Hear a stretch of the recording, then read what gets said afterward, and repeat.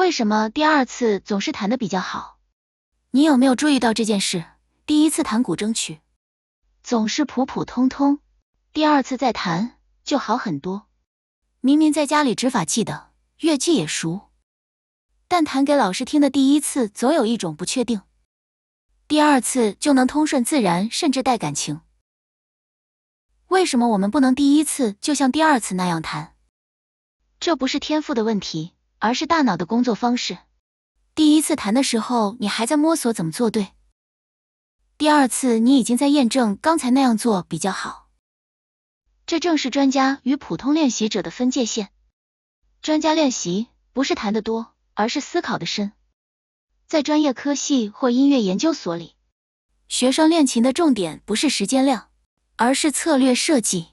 他们同样会错，会卡关，但他们知道自己错在哪里，要怎么修。这就是刻意练习。它的重点不在重复，而在设计出能让自己学得更快的路径。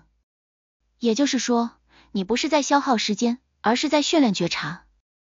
你不是在比谁弹得久，而是在比谁能更快找到真正的问题。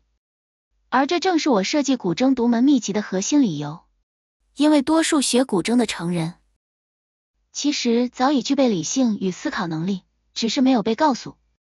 原来练古筝也有高阶策略，你不需要埋头练8小时，也能练得像古筝科班学生一样扎实。关键是用正确的策略去操作，拆解难点。在古筝独门秘籍里，我会带你这样练。1. 拆出问题核心，是节奏、指法、触弦，还是心理状态。2. 设计修正实验，用不同方法测试，观察差异。3. 记录成功版本，让成果能被重现、被积累。这是一种既理性又充满艺术性的练习。你不再只是弹对或弹错，而是在学会控制顺畅演奏需要的各种变量。这正是专家与业余最大的差别。很多成人学生跟我说，老师，我以前练古筝就是不断的重复，后来才发现我根本不知道有这么多细节可以深入研究。